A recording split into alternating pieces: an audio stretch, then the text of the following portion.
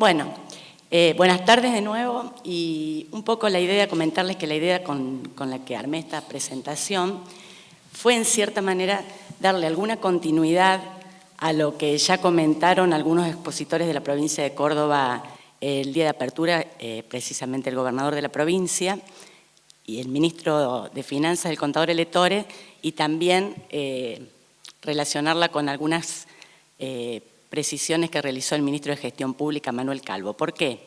Porque en realidad ellos, que hablaron de gobierno abierto y de los avances de la provincia, hicieron mención a lo largo de sus presentaciones a todo lo que fue la reforma del Estado a partir de una ley de modernización. Y el uso del crédito y el financiamiento al que accedió la provincia tuvo mucho que ver en la implementación de toda esa reforma que llevó a que en la actualidad la provincia cuente con los avances que han sido comentados en materia de reforma y de modernización. Entonces, ahora espero que esto ande. Ahí está. Ahí vamos. No voy a entrar en demasiado detalle en cada una de las líneas de financiamiento, pero he tratado de resumir la política de financiamiento y los instrumentos a los que accedió la provincia en distintas etapas desde que asume el primer gobierno, el gobernador de la Sota, en el año 1999. Tenemos ahí un primer periodo que es desde la asunción hasta la crisis del 2001, luego un periodo más amplio con algunas características comunes a lo largo del mismo, que está entre el 2002 y el 2012, y un quiebre que se da en el 2013, y ya les voy a comentar por qué, hasta llegar a la situación actual. Y por último, hacerles un comentario en un contexto sumamente restrictivo en el que estamos hoy, restrictivo desde el punto de vista de las posibilidades que nos da el mercado y restrictivo desde el punto de vista político. En ese marco, comentarles cuáles son las herramientas de financiamiento que hoy está usando la provincia dentro de estas limitaciones que tenemos en la actualidad. Entonces, el primer periodo, que arranca con la asunción del gobernador de la Sota, tiene un hito muy importante que es la sanción de la ley de modernización que todos los de Córdoba que hemos expuesto en este seminario hemos comentado. ¿Y por qué todos hacemos tanto hincapié en esta ley? Porque esta ley plasma el proyecto de gobierno con que llega el gobernador a la provincia, el proyecto que se vota, digamos, y que le permite acceder a la gobernación, se materializa a través de esta ley. Y la particularidad que tiene, que a pesar de las variaciones que van a ocurrir a lo largo de estos 14 años de gestión desde el punto de vista del contexto económico, financiero y político, los lineamientos de la ley siguen en pie y son esos lineamientos los que han marcado el rumbo de gestión a lo largo de los 14 años. Entonces, para nosotros no es casual que todos, desde el gobernador y todos los ministros que han hablado, y bueno, en este caso yo, hagamos mención a esta ley, porque es la ley que marcó la política de mediano y largo plazo y que sin perjuicio de las adaptaciones que haya habido necesidad de realizar por el contexto, se mantuvo conceptualmente y en las cuestiones de fondo a lo largo de todos estos años. Me pareció importante atar todo lo que vinimos hablando, sobre todo en la jornada de ayer, con la incidencia que el financiamiento ha tenido en todo este proceso para la provincia. Al tiempo que se sanciona la ley, en paralelo, la provincia accede a un crédito directo con el BID, con el Banco Interamericano de Desarrollo. En ese préstamo directo, los componentes que se definen tienen estrecha vinculación con la ley de modernización. Y ese préstamo directo al que accede la provincia va a tener mucha importancia y mucha injerencia en la posibilidad de concretar los compromisos asumidos en el marco de la ley de modernización. El hecho de poder definir a través de un préstamo directo, un programa a medida de la política de gobierno, para nosotros ha sido de mucha trascendencia. Básicamente, este programa tenía la particularidad, y lo detallo un poquito porque ha sido muy importante para nosotros, de abarcar todas las jurisdicciones del gobierno, no solamente dentro de lo que es el Poder Ejecutivo, sino que también abarcó Poder Legislativo, Tribunal de Cuentas, Caja de Jubilaciones, Obra Social de la provincia. Fue un programa transversal que abarcó componentes blandos y componentes de infraestructura, y que se plasmó en función, insisto, de lo que fue conceptualmente la modernización del Estado desde nuestra concepción. Tenía objetivos generales que tenían que ver con la capacidad de gestión financiera y administrativa, bueno, cuestiones que tienen que ver con el equilibrio fiscal, con las finanzas públicas, pero básicamente el grueso del programa estaba destinado a dar respuestas satisfactorias a las demandas de la sociedad. El programa se suscribió en julio del 2001, era un programa de 430 millones de dólares, de los cuales 215 ponía el banco y 215 como contraparte de la provincia. Bueno, los componentes básicamente son los que están detallados ahí, abarcaba aspectos ambientales, aspectos de administración fiscal, de administración general del Estado, control de la gestión pública, promoción social y de la ciudadanía, y tuvo una particularidad. Al poco tiempo de que se sancione el programa, ocurren dos cuestiones, una nacional y una local, que nos obligan a revisarlo el programa. ¿Por qué? Porque desde el punto de vista nacional, la salida de la ley de convertibilidad hace que se generen recursos excedentes. Nosotros habíamos armado un proyecto de 430 millones de dólares con el 1 a 1. Al salir de la convertibilidad, el programa genera recursos excedentes, digamos, por una cuestión de diferencia de cambio. Esa es una cuestión del contexto macro. Y en la cuestión puramente local se da una situación especial que es una gran inundación a partir de fuertes lluvias en la provincia de Córdoba que pone en situación de emergencia habitacional a todos los asentamientos precarios, llámese villas miserias, de las márgenes del río Suquía. Estos dos factores nos obligan a que apenas se arranque el programa lo tengamos que redefinir en algunos puntos específicos que atiendan estas dos situaciones y se agregan dos componentes, uno habitacional y para erradicar los asentamientos de la margen del río Suquía y uno que tiene que ver con lo educativo y puntualmente con obras de infraestructura, construcción de escuelas. Tanto las cuestiones sociales ya estaban previstas originariamente. Lo que se hace acá es agregar esos componentes, porque en materia de educación ya había mucho componente blando relacionado a la calidad educativa y en la cuestión social también. Lo que se hace es se incorporan estos dos componentes de infraestructura que terminan siendo, en definitiva, los que se llevan la mayor parte de recursos del programa sin perjudicar en lo más mínimo a todo el resto de los componentes que estaban directamente relacionados al programa de modernización del Estado. El programa se ejecuta, ya vamos a ver, se termina de ejecutar en el año 2006, el 100% de los fondos se ejecutan, se cumplen las 78 metas que estaban definidas en el marco lógico del programa y tiene un muy fuerte impacto dentro de lo que es tanto lo social como lo ambiental como lo económico.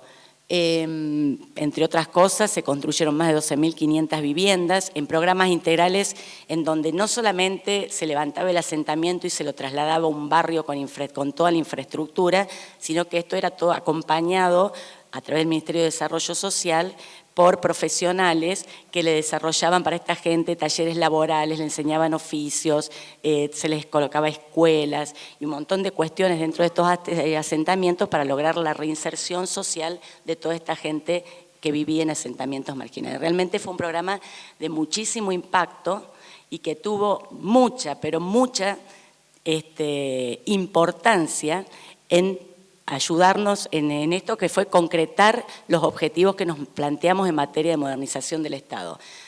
Una cuestión más respecto de esto. Ayer el ministro Calvo, cuando hablaba de los avances en materia de informática, entre otras cosas, comentó que tenemos un supercentro, que todas las dependencias están conectadas a través de anillos digitales. Bueno, toda esa infraestructura se financió en sus comienzos con fondos provenientes de este programa. Al poco tiempo de estar operativo este programa y también en el marco de esta nueva visión que teníamos para el Estado, se crea un organismo que es la Agencia Córdoba de Inversión y Financiamiento.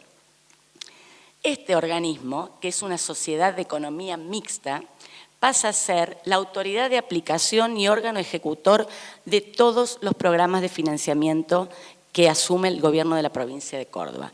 único referente y por ley autoridad de aplicación, insisto, y de ejecución de todos los programas. Tiene a cargo desde la planificación, en la ejecución, la evaluación, el seguimiento, la administración, no solo de los programas financiados con organismos multilaterales u organismos externos, sino también con convenios subsidiarios con el Gobierno Nacional, y cualquier línea de financiamiento o cualquier uso del crédito se contrae y se ejecuta a través de esta agencia. No fue la única agencia que se creó en el Gobierno de la provincia de Córdoba. Se crearon áreas que habitualmente y tradicionalmente en los gobiernos están dentro del área de la administración central, como cultura, turismo, deportes. Desde aquel momento, año 99-2000, pasaron a ser llevadas adelante por este tipo de figuras. En algunos casos, sociedades del Estado, en otros casos, sociedades de economía mixta, con todos los controles habidos y por haber, no solamente que forman parte y están bajo la órbita de la Ley de Administración Financiera de la provincia, sino que también tienen el control ex post del Tribunal de Cuentas y les rigen todas las normas que están vigentes en materia de sociedades, con sus sindicaturas y con sus órganos internos de control también. La particularidad de esta figura de la CIF fue que permitió dar mayor agilidad, por un lado, a todo lo que era la ejecución de todos los programas, no solamente del 1287, que es el que estoy hablando de modernización, sino que por acá pasaron PROAPS, PROMEVA, PROSAP y todo tipo de programas, incluso subsidiarios, como en estos casos, suscritos con el Gobierno Nacional. La otra ventaja de un organismo de este tipo es que hay un único referente y que asegura homogeneidad en materia de crédito público, en materia de ejecución. El hecho de tener un único referente también facilitó mucho la ejecución de los programas, porque, por ejemplo, en programas como el del BID, el directo, el primero, el 1287, estaban involucradas todas las áreas de gobierno, todos los ministerios, como les decía recién, incluso el Poder Legislativo. El hecho de tener un único referente que interactuaba transversalmente y por encima de todos los demás, garantizó que se pudiera llevar adelante el programa con total éxito. Por otro lado, también generó una capacidad instalada más allá del programa que se administra, porque el mismo grupo de gente que administraba el directo, administraba los otros programas subsidiarios. Entonces, para nosotros realmente ha sido una experiencia muy exitosa el armado de este tipo de figuras para llevar adelante los programas financiados con uso del crédito. En el medio de todo esto, cuando empieza a marchar el programa de modernización y se empiezan a llevar adelante y a concretar todas las acciones de reforma del Estado, ocurrió la crisis del 2001 con todo lo que eso implicó. Entre otras cosas, la necesidad del gobierno de la provincia, como los demás provincias, de salir a emitir cuasimonedas, en nuestro caso las LECOR, 870 millones de pesos aproximadamente emitimos en esa oportunidad. Y ahí entramos en una segunda etapa a partir del 2002, que yo ahora la llevo hasta el 2012 en esta presentación, en donde empieza a aparecer la Nación con un rol bastante activo en lo que tiene que ver con la asistencia a las provincias, pero con una particularidad, al menos desde mi punto de vista. Empieza a atender déficits que tienen que ver más con lo corriente, con el funcionamiento, no con la reforma, con las cuestiones de fondo, con las cuestiones de infraestructura.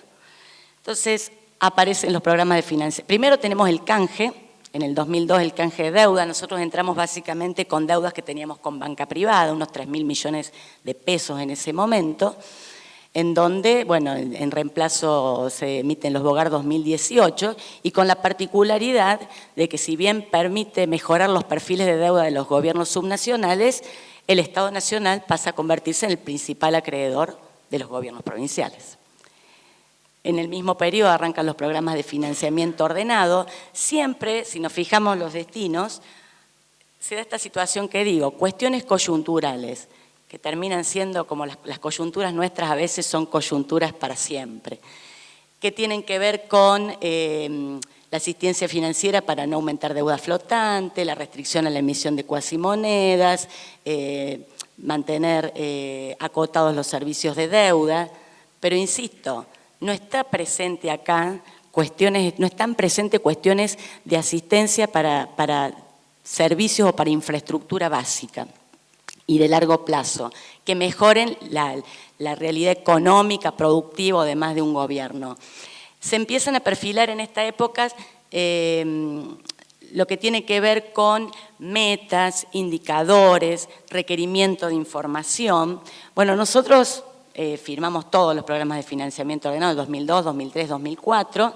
En el 2004 también se da el programa de unificación monetaria. Nosotros también entramos al programa de unificación monetaria para el rescate de las LECOR, no por todo el monto, porque de los 870 y pico que habíamos emitido, al momento del PUM, quedaban por rescatar unos 600, que es lo que entró en el programa, porque los otros ya los había rescatado previamente la provincia entre el 2002 y el 2004.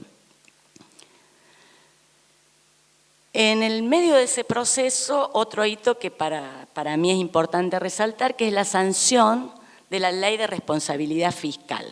Esta ley, de alguna forma, formaliza toda esta serie de indicadores y de obligaciones de remisión de información que se venían perfilando en los convenios anteriores, incluso desde el Acuerdo Federal del año 99, digamos, empezaron a aparecer todas estas series de exigencias por parte del Gobierno Nacional, apuntando siempre a ordenar las finanzas provinciales. Y se establecen pautas que ustedes conocen perfectamente, seguro, en cuanto a equilibrio financiero, control del gasto, límites al endeudamiento. Se crea el Consejo Federal de Responsabilidad Fiscal, con el fin de, bueno, generar más transparencia, intercambio de información y de alguna forma homogeneizar determinados requerimientos para los gobiernos subnacionales. Después voy a volver sobre la Ley de Responsabilidad Fiscal. A partir de la ley, como estaba previsto en uno de sus artículos, creo que el 26, la Nación sigue asistiendo a los gobiernos provinciales a través de los programas de asistencia financiera. Bueno, acá se corta en el 2008, pero nosotros, digamos, entramos también en 2009 en este programa, con características similares a lo que fueron los programas de financiamiento ordenado, pero bueno, sin el ajuste del SER básicamente, pero seguimos apuntando a cuestiones operativas como la deuda flotante, los límites del gasto y demás. Mientras todo eso ocurría, crisis, año 2002 y 2001 con resultados financieros negativos, a partir del 2003, números que empiezan a repuntar, finanzas que se empiezan a ordenar. En todo ese proceso, el avance en materia de reforma del Estado por parte de la provincia no se vio interrumpido, siguió adelante porque se fue financiando con el préstamo directo del BID que les comentaba anteriormente. O sea, como que por un lado corrió lo operativo, lo que hace la Administración Central en cuanto a su funcionamiento habitual y sus servicios básicos, y en paralelo, y a pesar de la crisis, seguimos avanzando en la reforma del Estado a través del financiamiento del organismo multilateral. Yo les decía recién, en el 2006 se termina de ejecutar todo el programa de modernización que teníamos financiado con el 1287 y en ese mismo año firmamos otro préstamo directo con el BID, que es el 1765, que de alguna forma es una continuidad del anterior y que nos permite concluir con algunos ítems o algunos componentes que habían resultado insuficientes con el primer programa, básicamente más componente habitacional, más componente educativo y se incorpora también un componente de salud que básicamente apuntaba a infraestructura, dos grandes hospitales de la capital con equipamiento de alta complejidad, la infraestructura y el equipamiento. Ese programa, en ese caso, el BID aportó unos 180 millones de dólares. Son todos programas a más de 20 años y en general todos con tasa LIBOR, con vencimientos semestrales. Y ese mismo año se firma otro programa directo, pero con el Banco Mundial, para llevar adelante obras de infraestructura vial, de pavimentación y de rehabilitación y mantenimiento, lo que conocemos como contratos crema. Esos fueron los dos últimos programas de asistencia directa con organismos multilaterales a los que accedió el gobierno de la provincia de Córdoba, y realmente los tres programas fueron de mucho impacto en lo económico, en lo social, en lo productivo para el gobierno de la provincia.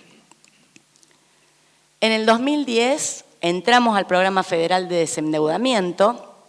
Ahí, bueno, entre la deuda, ahí ingresó el BOGAR, el BODEN y otras deudas, los PAF, los PFO y todo lo que andaba dando vueltas. Nosotros, en definitiva, entre lo que ingresó, menos los ATN que nos imputaron, menos el déficit de caja de jubilaciones que nos debían y que nos imputaron esa deuda, entramos con un stock en el orden de los 4.600 millones de pesos y por ese programa gozamos hasta el diciembre del año pasado de todas las prórrogas que fue otorgando el Gobierno Nacional para el conjunto de provincias que habían ingresado. En paralelo, en el año 2009 y 2010, tenemos por primera vez acceso al mercado internacional a través de una colocación de un título internacional, que son los Boncor 2017.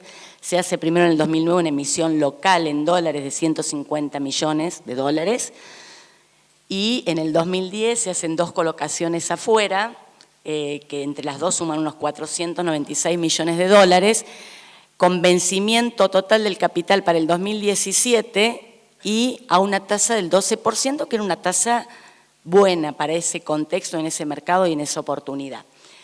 Con eso también se financiaron muchas obras de infraestructura caras, pero muy importantes para la provincia en materia de energía eléctrica y en materia vial. Y no solamente en la capital, sino también con los municipios. Se firmaron acuerdos y parte de los recursos del Boncor fueron destinados a los municipios para algunas obras priorizadas y también con esos fondos se construyó el Centro Cívico del Bicentenario, que es la actual sede de gobierno en la ciudad de Córdoba.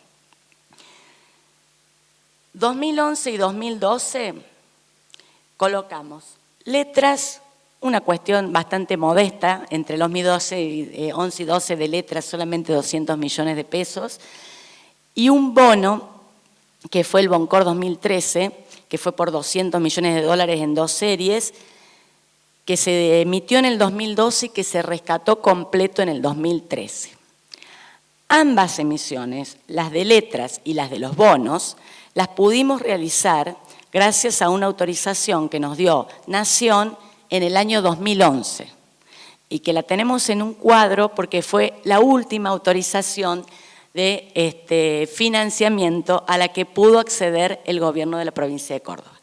A partir de allí, y reiteradamente, y como decía Gabriel, nosotros también todos los años hacemos los papeles, preparamos emisiones, tenemos todo listo porque a veces están dadas las condiciones de mercado para poder acceder, pero lamentablemente, por distintas cuestiones, no hemos podido acceder a ninguna nueva autorización de financiamiento desde el año 2011 hasta la fecha.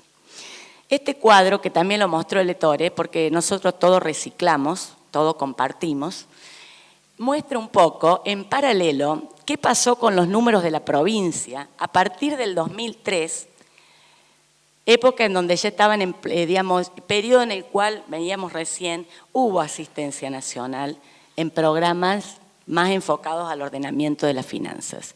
Después de la crisis, nosotros empezamos a trabajar muy fuertemente en este concepto tan utilizado por todo, que es el modelo de solvencia fiscal, y creo que con buenos resultados, porque de hecho, del 2003 hasta agosto del 2014, que es la última ejecución que tenemos publicada en la web, la provincia ha mantenido ininterrumpidamente durante todos esos años ahorro corriente positivo y resultado financiero superavitario, con la única excepción respecto de este último concepto del año 2009, que ya fue explicado por el Ettore y por el gobernador, por qué ese año decidimos avanzar con el superávit, que tuvo que ver con la crisis del campo y la decisión política de no paralizar la obra pública para no acentuar el desempleo en el sector dentro de la provincia.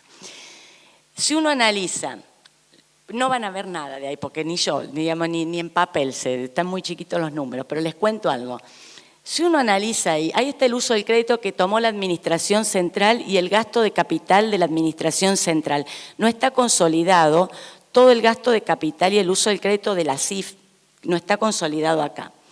Pero uno puede ver que a lo largo de todos estos años y a partir de, digamos, y a pesar más que a partir de los distintos vaivenes económicos que hubo en los distintos periodos, porque entramos después en un periodo de crecimiento importante, el gasto de capital se logró mantener bastante constante a lo largo de todo el periodo. Si uno se fija, está en promedio en el orden del 10% del gasto total. Algunos años unos puntos más, unos años unos puntos menos. Pero lo que nos ha permitido este modelo, digamos, esta consolidación de las cuentas fiscales es esto. Es decir, bueno, cubro y genero un ahorro suficiente que me permita mantener un nivel básico, mínimo, pero no poco, porque el 10% del gasto no es poco. Nosotros este año vamos a terminar, el presupuesto aprobado estuvo en el orden de los 45.000 millones de pesos y va a terminar en el orden casi de los 50. Entonces, no es poco 10 puntos del presupuesto destinado a gasto de capital, pero nunca es suficiente. Y hemos logrado mantener el nivel, pero a veces en algunos periodos cuando hemos tenido, como en este caso, uso del crédito, con un nivel de estresamiento de las cuentas importantes. Ahí hay un poco la relación que también, Gabriel, vos hablaste algo de cómo se está dando la relación deuda sobre ingresos corrientes y deuda sobre producto bruto. Es muy descendente la relación. En el caso de la relación deudas sobre ingresos, estamos en una relación del 0,3. La deuda de la provincia, como les decía, los ingresos van a terminar en el orden de los 50.000 millones y el stock de deuda del gobierno de la provincia, incluyendo a CIF, no llega a los 15.000 millones, o sea que estamos en ese sentido bastante bien. Bueno, acá un poco muestra respecto de los servicios de deuda y la limitación que establecía la Ley de Responsabilidad Fiscal respecto de que los servicios no podían superar el 15% de los ingresos corrientes netos de coparticipación. Vemos que está muy por debajo del 15, que es la línea rojita que está arriba, pero ahí tienen un pico muy alto y sobre eso voy a volver, que es el Boncor 2017. Pero vemos que siempre estamos por debajo, pero ahí ese pico es un dolor de cabeza para nosotros. Acá hay un poco una muestra de la relación de los últimos años entre resultado financiero y uso del crédito. Fíjense, en el 2009, que les decía, desde el 2003 esta parte fue el único año con déficit financiero y hubo un uso del crédito importante porque ese Boncor de la serie local se emitió en cabeza de la Administración Central. Pero a partir del 2010 vemos que, empiezan a bajar la relación y para llegar al 2013 y agosto del 2014, en donde tenemos un resultado financiero muy importante y un uso del crédito. ¿Lo ven al uso del crédito ahí? Porque no está. No hay uso del crédito. Un poco, ¿por qué mostrarles estos números y a qué colación viene? ¿A colación de qué viene? Viene a colación de que nosotros, desde el punto de vista de los indicadores y de las limitaciones que establece la Ley de Responsabilidad Fiscal, venimos hace mucho tiempo, casi desde que se sancionó la ley a la cual adherimos inmediatamente sancionada, cumpliendo acabadamente con todos los indicadores y presentando religiosamente toda la información que la ley obliga a presentar, pero sin interrupción, en tiempo y forma. No obstante eso, no hemos podido acceder a ninguna autorización de financiamiento. Bueno, acá hay un poco una relación que la voy a pasar por alto, pero es la relación entre el gasto de capital y el uso del crédito y entre el gasto de capital y el ahorro corriente. Simplemente les quiero hacer un comentario. Si uno consolida, que no está acá, si uno consolida el gasto de capital de la Administración Central más la CIF, en los periodos, yo les decía, en promedio estamos en el 10% del gasto destinado a gasto de capital constante. Pero cuando uno le suma la CIF, que es la que tiene el gasto de capital financiado con la mayor parte del uso del crédito, permite aumentar en esos periodos donde hay uso del crédito más de 5 puntos del presupuesto destinado a gastos de capital y a obras de infraestructura de largo plazo. En el 2013... Córdoba no suscribe al convenio de refinanciación del programa de desendeudamiento por una simple y sencilla razón. Tuvimos a punto, tuvimos los borradores para suscribir el convenio, al igual que las otras 17 provincias que entraron, pero a último momento nos agregaron una clausulita que, hablando mal y pronto, nos liquidó, que era la obligación de desistir de las acciones judiciales. ¿Y qué pasa? Hay otra arista de esta relación, que es el tema del sistema previsional. Nuestra caja no transferida con convenio de armonización y financiamiento de déficit. Convenio que no se cumplió nunca más desde el año 2011. Nosotros hace desde el año 2011 que no recibimos un peso para el sistema jubilatorio y lo estamos afrontando todo con ahorro corriente. Entonces, ni siquiera, ese tema se judicializó, está en instancia de la Corte Suprema. Digamos, no hay ninguna decisión porque sería un suicidio para nosotros, pero tampoco ni siquiera hay facultad desde el punto de vista de la Constitución para el gobernador de desistir de una acción de ese tipo. Entonces, era inviable la suscripción de ese convenio. De hecho, no lo firmamos en el 2013 y, obvio, tampoco en las dos firmas posteriores que hubo después del primer trimestre y del segundo trimestre, la reciente. Dos perjuicios nos trajo el hecho de no acceder a esta prórroga. Por un lado, que religiosamente estamos pagando desde enero todos los meses un promedio de 60 millones de pesos de esta deuda que el resto de las provincias no le está pagando.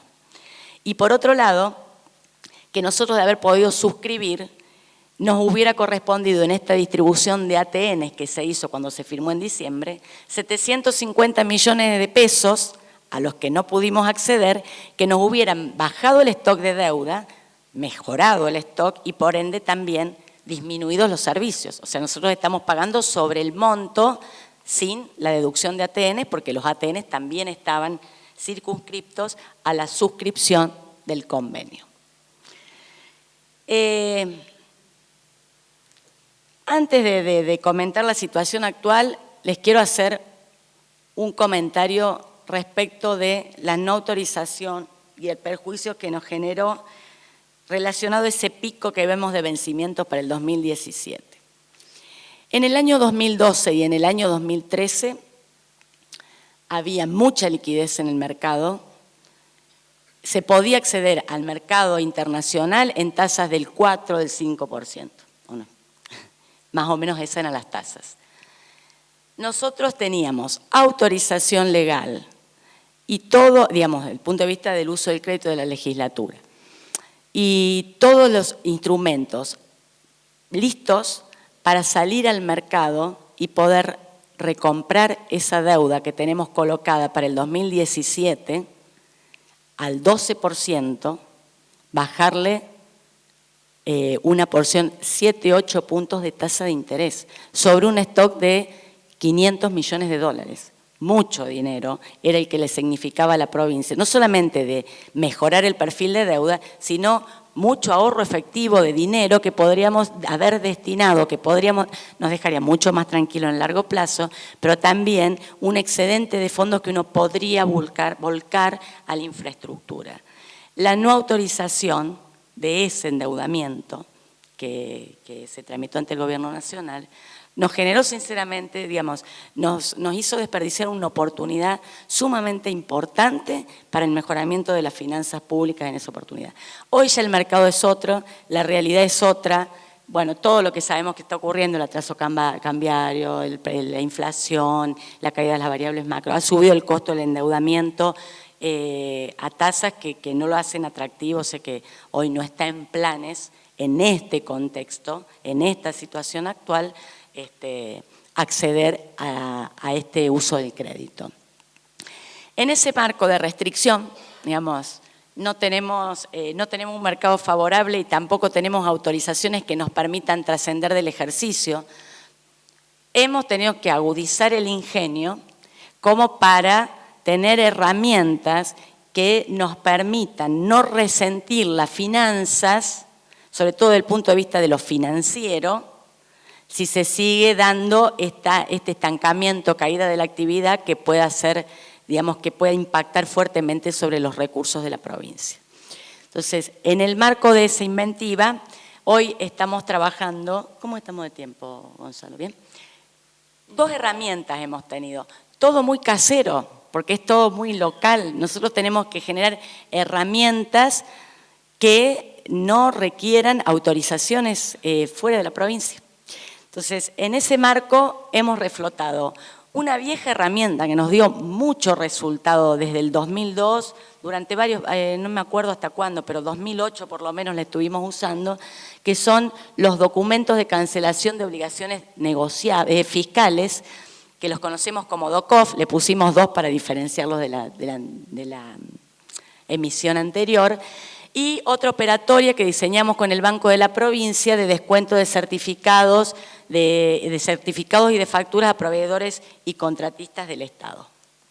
El DOCOF. ¿Qué es el DOCOF?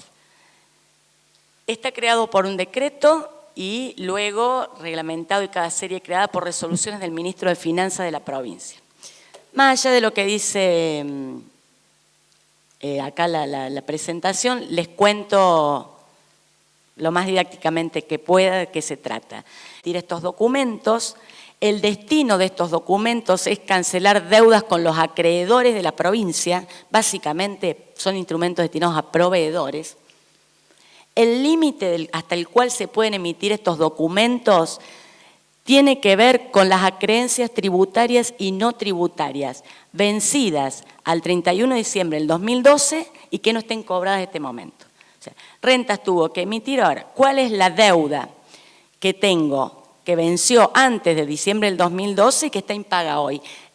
Eso es el límite del monto que yo voy a poder emitir en DOCOF. ¿Para qué sirve el DOCOF? Yo se lo entrego al proveedor, ya vamos a ver un poco un gráfico que hay ahí, y a su vez se puede destinar a pagar obligaciones tributarias y no tributarias vencidas hasta el 31 de diciembre del 2012. Con condonaciones de intereses que van variando en su porcentaje en la medida que transcurre el tiempo. O sea, en este caso el DOCOF, ya vamos a ver, la primera serie que se emitió fue por 300 millones de pesos, fue en abril de este año, se empezó a emitir en la segunda quincena de abril, de esos 300 al 30 de septiembre ya teníamos colocado, recaudado y rescatado 250, o sea que en estos días ya vamos a estar cancelando esa serie y seguramente luego emitiremos otra. La serie vence el 31 de diciembre del 2014 porque no podemos traspasar el ejercicio porque si no sería uso del crédito y necesitaríamos autorización. Y son documentos transferibles y escriturales en donde el agente de registro es caja de valores. Lo emite el Estado y el intermediario entre el proveedor que lo va a recibir y el contribuyente que lo va a usar para pagar deudas es el Banco de la Provincia de Córdoba desde octubre. Hasta octubre, antes, era Córdoba Bursátil, que es una sociedad que tenemos, que es agente de bolsa. Bueno, esto parece más o menos el laberinto de la coparticipación que mostraban hoy. Empieza acá sobre el margen izquierdo. La provincia emite los DOCOF. ¿Cómo opera esto? En la práctica. La provincia emite los DOCOF. Los deposita en una cuenta comitente que tiene en caja de valores, a nombre de la Tesorería General. En paralelo, la Tesorería decide, con el acuerdo de los proveedores, a qué proveedores le vamos a pagar con DOCOF. Se libran las órdenes de pago de Tesorería con un instrumento de pago que es DOCOF, no es ni peso, es DOCOF. Y se ordena a Caja de Valores que se acredite en cuentas subcomitentes a nombre de esos proveedores los DOCOF, con los que les pagamos la orden de pago. Ahí se deposita en la cuenta del proveedor. El proveedor lo único que hace hasta ahí es llenar un formulario de autorización. Después todo el trámite de apertura, cuentas comitentes, todo se lo hacemos desde la tesorería. En paralelo, en la otra punta de la línea, están los contribuyentes. Una aclaración, el decreto habilita que se paguen con DOCOF recursos tributarios, no tributarios, incluyen multas de la caminera, y precios y tarifas del Estado. En la práctica hoy, ¿para qué se está usando? ¿Qué permitimos cancelar con DOCOF? Todos los impuestos que cobra rentas y básicamente, y uno de los conceptos que más estamos, no el que más, porque más son impuestos, pero digo de mucha trascendencia, son las multas de la caminera. Obviamente que están excluidos todas las deudas de los agentes de retención y percepción, gastos causídicos, costas judiciales, todo eso no es susceptible de ser pagado con DOCOF. Entonces, la Rentas emite cedulones que dice DOCOF, por esa deuda venciente de diciembre del 2012, y en el mismo cedulón tiene una orden que el contribuyente, por mediante la cual el contribuyente habilita al banco de la provincia a que le compre por su cuenta y orden el DOCOF. Pero el contribuyente va y paga en pesos en el banco. No paga en DOCOF, o sea, el contribuyente tiene un cedulón DOCOF y paga en pesos. Y en ese mismo instante en que paga, presenta un cedulón que autoriza y habilita al banco que por su orden compre con eso los DOCOF con los que va a cancelar esa deuda impositiva. O mejor dicho, tributaria o no tributaria. Esa plata que paga el contribuyente va a una cuenta recaudadora que se transfiere a otra cuenta que tiene el banco y con esa plata el banco le compra al proveedor que tiene los DOCOF, le compra el DOCOF y le deposita la recaudación. El proveedor ni los ve los DOCOF, llena un formulario, en realidad ni el proveedor ni el contribuyente los ven, por decirlo. Digo, es una operatoria muy sencilla para ello. El proveedor, en definitiva, llenó un formulario, pero después fue y en su cuenta tuvo depositada plata. Y el contribuyente pagó el impuesto con los beneficios del DOCOF en plata. Todo ese circuito que hay abajo entre caja de valores, la provincia, lo resolvemos con el banco de la provincia como agente intermediario. El banco le compra el DOCOF al proveedor, que era el DOCOF que usó el contribuyente, y ese DOCOF lo deposita en la cuenta recaudadora de rentas. Ahí se recaudó el impuesto y ahí se rescata el DOCOF. Ahí muere el título. ¿Qué hacemos nosotros? Siempre tiene que haber más emisión que recaudación, porque el título nace con la emisión primero. Entonces, vamos regulándolo. Tratamos de que la emisión vaya muy de la mano a lo que se va recaudando día a día, para que, fundamentalmente, para que el proveedor que recibió el DOCOF lo cobre, perdónenme la expresión, al toque. Digamos, porque si nosotros emitiéramos de golpe los 300 millones hasta que se recauden, los proveedores a lo mejor pasan 2 meses hasta que cobran y se hacen del dinero de esa obligación. Entonces, pierde credibilidad y pierde efectividad el instrumento. O sea, el hecho de poder ir regulando, decir, bueno, a mí más o menos me entran 5 millones de pesos en DOCOF por día. Bueno, voy emitiendo 5,5, 6. Y eso garantiza que el proveedor cobre inmediatamente y le da la utilidad que pretendemos a la herramienta. Esa es una herramienta, que es el DOCOF. Espero que hayan entendido más o menos cómo opera. Pero no es tan complicado, es menos de lo que parece. Y la otra herramienta, que es más sencilla, el Banco de la Provincia de Córdoba no puede asistir de manera directa al gobierno, entre otras limitaciones del central, porque está en el marco de un plan de saneamiento. Hemos diseñado una mecánica por medio del cual el banco puede asistir a los proveedores del Estado, tanto los contratistas de obras públicas como al resto de los grandes proveedores, a través de líneas directas que el banco otorga a los proveedores. Pero ¿cómo opera en el medio? Bueno, la línea es por 1.000 millones de pesos. No hemos usado es del año pasado y no hemos usado ni la mitad, pero la tenemos ahí por si nos hace falta. Es por 1.000 millones de pesos. La tasa la subsidia la provincia. ¿Cómo opera en la práctica? A mí me gusta contar cómo es en la realidad. En la realidad nosotros decimos, bueno, a ver, no sé, nosotros, a pesar de todas las restricciones que les vengo comentando, estamos llevando adelante con recursos propios obras de infraestructura muy pesadas para la provincia, pero muy importantes. Fundamentalmente, estamos construyendo la autovía Córdoba-Río Cuarto, que son aproximadamente 250 kilómetros de ruta nacional, pero la obra la estamos haciendo nosotros porque Nación no la incorpora en el presupuesto y es una ruta muy importante para la actividad productiva y la actividad económica de la provincia, pero aparte una ruta con un alto nivel de accidentología vial. Entonces, no resistía más esa obra, había que hacerla. Es una obra carísima, digamos, porque son 200 y pico kilómetros, y en paralelo, en la misma situación, también sobre otra ruta nacional que es la 19, la autovía que une Córdoba con San Francisco, que también es tremenda en materia de accidentología. Eso es mucho dinero que estamos financiando con ahorro corriente de la provincia. Entonces, supongamos que en algún momento, y para no frenar, si la recaudación decae, y para no frenar, porque la decisión es terminarla o terminarla la obra, no frenar el ritmo de obra, se decía pasar a alguna de esas empresas constructoras por el banco. Nosotros hacemos una previa con el banco y le decimos, che, fíjate, obviamente que las empresas tienen que tener cuenta y carpeta y calificación del banco, fíjate tal empresa si tiene capacidad de endeudamiento para un certificado de X monto.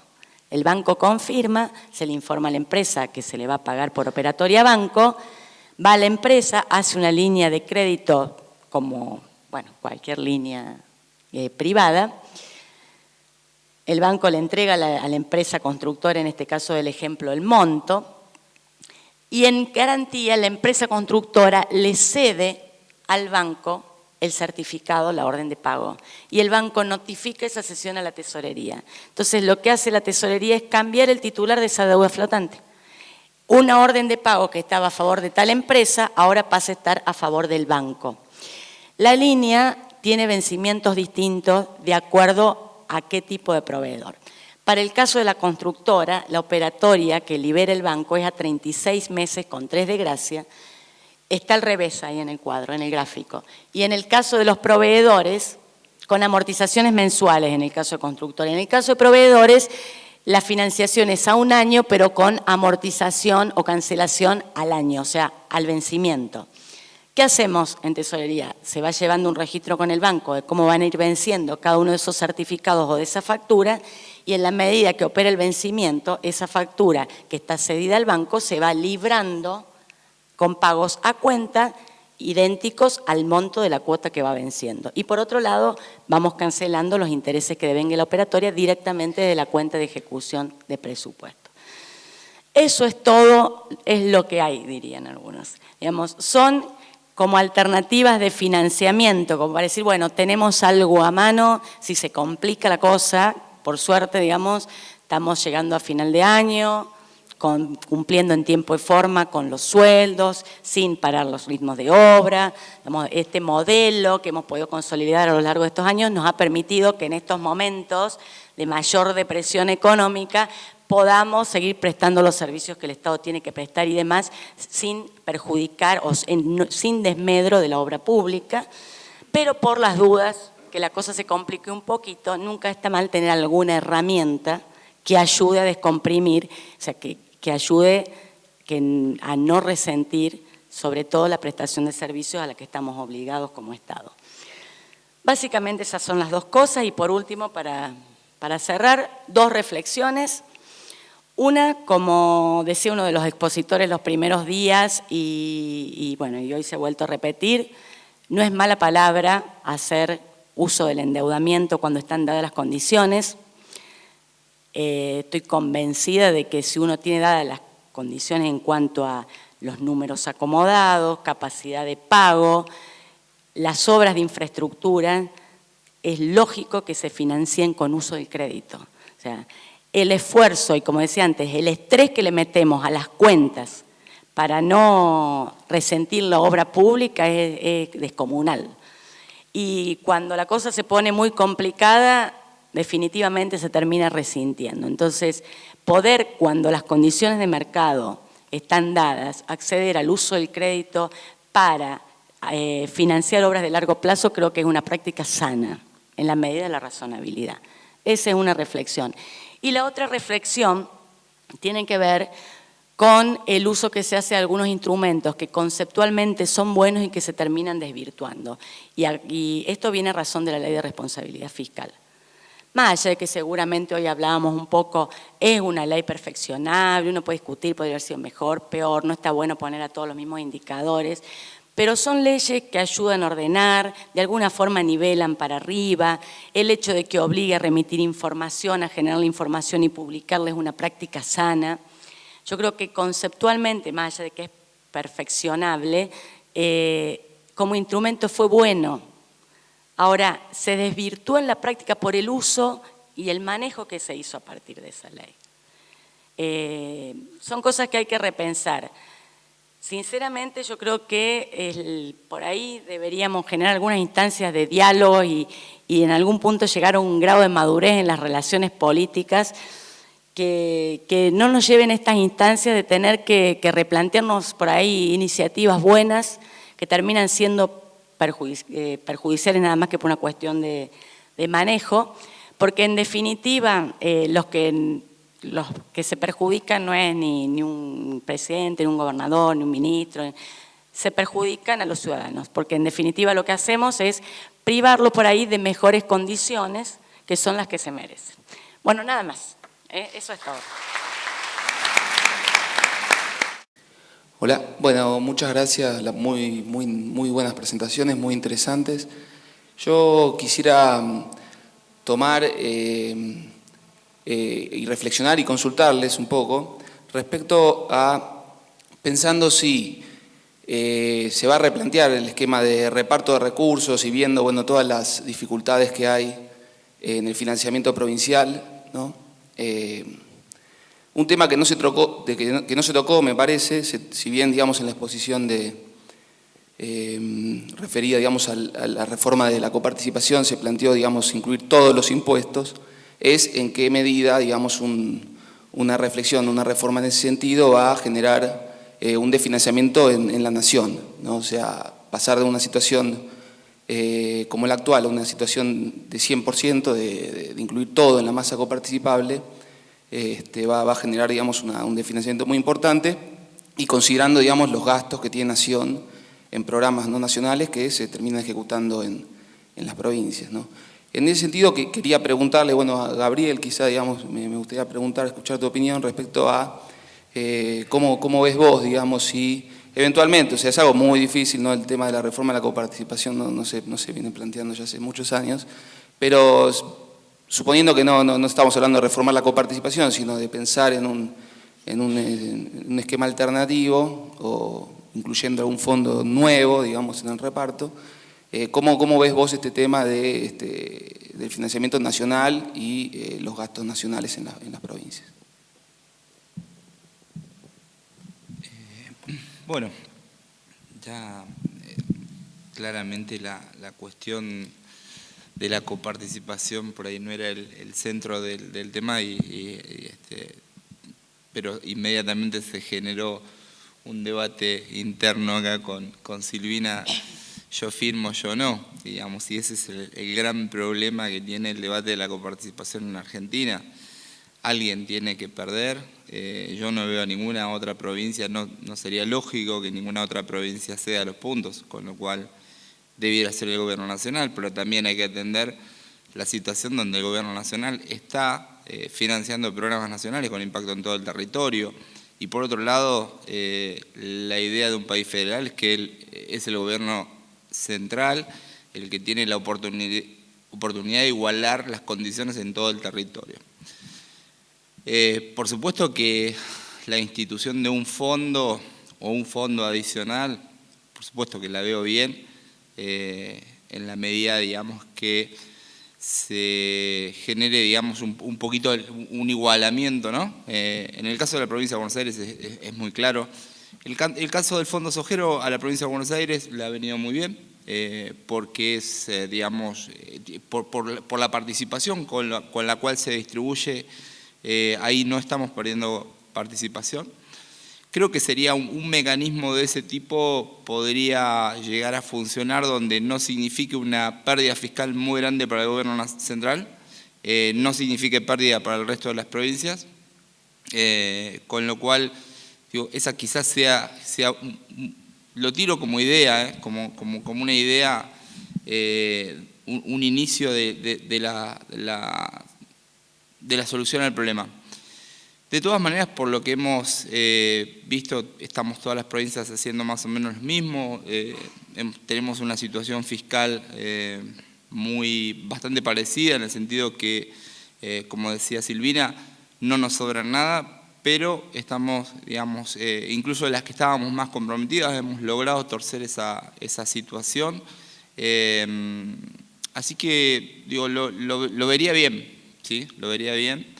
Pero atendiendo a esta cuestión, digamos, del federalismo, atendiendo a la cuestión de que es el gobierno nacional quien tiene la oportunidad de igualar el territorio, somos todos argentinos, los bonaerenses, los jujeños y los de Santa Cruz. Bien, si no hay más preguntas, pasamos entonces a las conclusiones.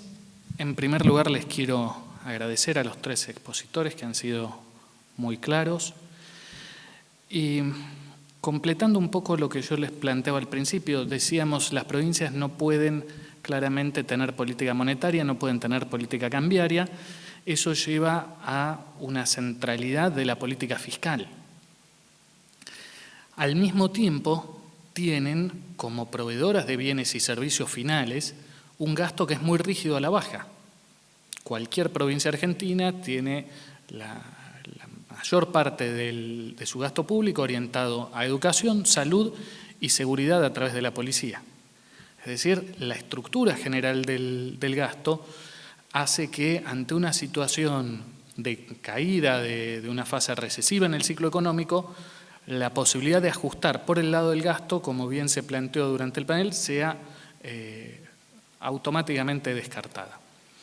Por otro lado, en general, la mayoría de las provincias tienen esta estructura impositiva que, como en el caso que mencionaba Gabriel de Provincia de Buenos Aires, está basada en ingresos brutos como impuesto más importante y sellos también que gravan el consumo y que tienen una participación mayor que aquellos tributos que gravan el patrimonio, como puede ser el impuesto inmobiliario o el impuesto automotor. Por lo tanto, como les decía, en un ciclo recesivo tenemos que los recursos caen y que el gasto es rígido a la baja. Al mismo tiempo tenemos una situación que, por más que uno no lo plantee directamente, cada vez que surge el tema de la relación nación-provincias aparece la coparticipación arriba de la mesa. Esto es así, esto es tiene su razón de ser en que realmente durante los últimos años la evolución, digamos, en principio estamos hablando de un régimen de coparticipación que ya tiene 16, 17 años y que el Estado argentino en su conjunto, tanto nacional como provincial y municipal, ha cambiado muchísimo y ese solo hecho ameritaría alguna corrección y una nueva ley. Pero además, la situación que se ha dado en los últimos 10 años es que los impuestos que más han crecido han sido aquellos que menos se coparticipan, como son el impuesto al cheque y las retenciones. Entonces, eso ha generado una concentración de recursos en la nación en desmedro de las provincias. Hemos tenido una exposición muy interesante de Juan Argentino Vega planteando la complejidad de definir los criterios para pensar una nueva ley de coparticipación, porque estamos todos de acuerdo en que hay que reformarla, pero como recién se comentaba, en el momento que aparecieron los números, automáticamente Gabriel dijo yo compro y Silvina dijo yo no. Y esto es así. El gobernador que firme un acuerdo para una nueva ley de coparticipación que implica que su provincia recibe 5 puntos menos de coparticipación, no puede volver. Entonces, esta situación hay que entenderla e inclusive en el momento de definir aquellos ejes sobre los cuales se debería hacer la distribución de recursos, aparecen cuestiones que tienen que ver hasta con definir un modelo de país. Hay algunos puntos en los que todos vamos a estar de acuerdo. Población, NBI, son indudables. Ahora, inversa de la densidad de población, y Buenos Aires va a decir que no, Santa Cruz va a decir que sí. Digamos, ahí van a surgir una cantidad de cuestiones que marcan la complejidad de una reforma de ese tipo. Entonces, me quedo con lo que dijo Gabriel en su momento, no nos olvidamos de este tema, porque este tema signa la relación nación-provincias y signa las necesidades de financiamiento que tienen las provincias, pero mientras tanto tenemos que hacer algo. Es decir, no nos podemos quedar protestando por la reforma de la coparticipación. Entonces, ¿qué es lo que se puede hacer y qué es lo que hemos visto que están haciendo las dos principales provincias de la Argentina, como hemos tenido en las exposiciones de Gabriel y de Silvina? Bueno, tenemos en este momento líneas de financiamiento externas cerradas, ¿sí? No tenemos acceso a los mercados internacionales de crédito. Entonces, ya tenemos un primer punto que se complica. Tenemos mercados locales. Se puede plantear un cierto financiamiento a través de los mecanismos que se han explicado, que utiliza la provincia de Córdoba, o a través de las letras del Tesoro que utiliza la provincia de Buenos Aires y son mecanismos efectivos para resolver necesidades de financiamiento de corto plazo. Pero el mercado de capitales argentino es limitado, la Nación también interviene en ese mercado, entonces no alcanza con eso. Tenemos los organismos internacionales de crédito. En ese sentido, es muy interesante lo que se ha planteado, de qué forma estos organismos pueden contribuir no solo para solventar necesidades de infraestructura de las distintas provincias, sino también procesos de modernización. Y en ese sentido está claro que la clave para que ese financiamiento sea positivo y esas reformas sean exitosas es que la política esté claramente definida a partir de objetivos básicos a los cuales se quiere apuntar. En la medida en que hay una política definida, entonces los organismos internacionales van a ser más proclives a financiarla y esa misma política va a tener mejores resultados. Hay un punto cuando hablamos de financiamiento donde creo que hay una coincidencia generalizada en decir el financiamiento no es algo malo por sí mismo, todo depende de a qué se lo destine. Pero hay una cuestión extra que ha aparecido en las distintas exposiciones y que inclusive la planteó el ministro Letore en la conferencia inaugural, que tiene que ver con las condiciones para el acceso a ese financiamiento. Es decir, bien, tenemos una determinada política que queremos financiar, no tenemos fondos, necesitamos un financiamiento, bueno, tenemos una condición de base, necesitamos solvencia fiscal. Si no hay solvencia fiscal, no va a haber préstamos o los préstamos van a ser a tasas que van a complicar aún más la situación fiscal de cada provincia. Entonces, esta cuestión me parece que es fundamental y, como decía, en las dos provincias más importantes de la Argentina lo resaltan, sus funcionarios lo resaltan y lo marcan como una prioridad para empezar a hablar. El Letore, cuando planteaba todos los avances que habían hecho en términos de modernización del Estado, empezaba por solvencia fiscal, porque si no tenemos esa solvencia no se puede avanzar, no podemos pensar en calidad si tenemos un desequilibrio financiero enorme. Entonces, para conseguir esa solvencia fiscal es necesario avanzar tanto por el lado de los ingresos como por el lado de los gastos. ¿Sí? Reformas impositivas, como lo que se planteó en el caso de la provincia de Buenos Aires, reestructuración de gastos, como se ha hecho en estas provincias. Debo decir que yo personalmente lo conocí a Gabriel Esterellés justamente en los primeros años de la gestión, cuando estaban justamente empezando con el tema de cuenta única y demás, y que realmente el trabajo que han hecho en ese sentido en provincia de Buenos Aires es muy interesante y vale la pena estudiarlo más en profundidad. Pero digo, estas cuestiones son centrales para poder pensar en tener acceso a mecanismos de financiamiento. Reestructurar el gasto, controlar el gasto, buscar los mecanismos que permitan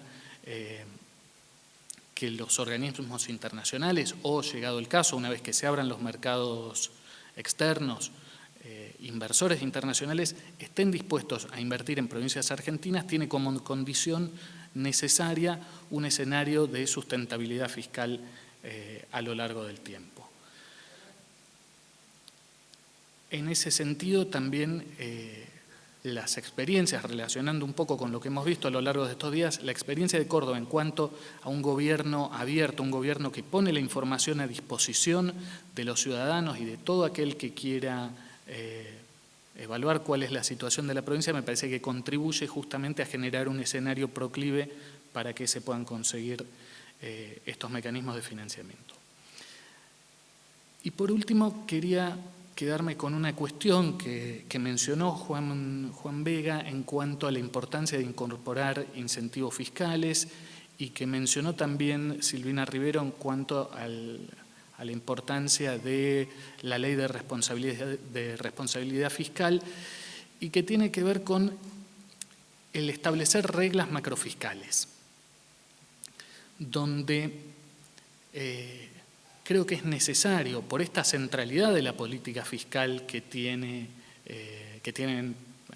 las provincias argentinas, que se puedan definir determinados criterios, pero que sean efectivamente aplicables, porque cuando lo que se define es muy restrictivo, el resultado es lo que pasa hoy por hoy con el régimen de responsabilidad fiscal, que tiene varios de los artículos que hacen al equilibrio financiero y al control del gasto suspendidos desde hace 5 años. Entonces ponemos una ley muy restrictiva, pero después la tenemos que suspender. Bueno, es lo peor que puede pasar con una regla, ¿sí? Establecemos una regla muy dura, pero en cuanto aparece un problema la suspendemos. Creo que es necesario que en Argentina repensemos las reglas macrofiscales y que nos alejemos un poco de este paradigma neoclásico de tener que tener equilibrio financiero en todo momento, ¿sí? La misma dinámica del ciclo económico nos dice que eso es casi imposible, y para hacerlo posible necesariamente eso se traduce en un ajuste que va a impactar sobre toda la población. Entonces, reglas de déficit cero, de equilibrio financiero en todo momento, me parece que no son aplicables a la realidad argentina. Entonces, ¿qué hacemos? ¿No ponemos reglas? No, tenemos que pensar reglas macrofiscales de mediano plazo, donde se establezca un equilibrio financiero a lo largo del tiempo, pero que tengan la flexibilidad para permitir situaciones de déficit en momentos de caída del ciclo, ¿sí? Y que esas situaciones de déficit, donde se puedan endeudar las provincias, donde puedan solventar esa mayor demanda de bienes y servicios públicos que les hace la sociedad con financiamiento externo, se pueda revertir en la fase de auge del ciclo, cuando aumenta la recaudación y no hay tanta demanda de los servicios y de los bienes que provee el Estado. Me parece que esa discusión está todavía ausente.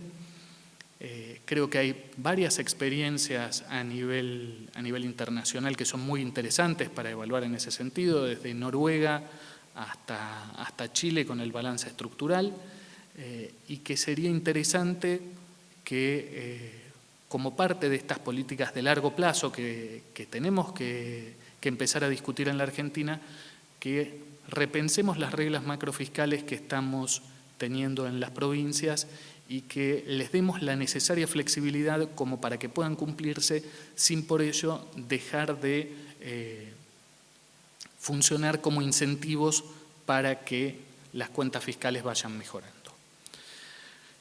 Esas son mis conclusiones. Espero que les haya resultado el panel tan interesante como me resultó a mí. Les agradezco mucho a los expositores y seguramente Gonzalo Lecuona les va a pasar algún aviso parroquial con respecto a la cena de esta noche y a la exposición del subsecretario de Presupuesto para mañana. Muchas gracias.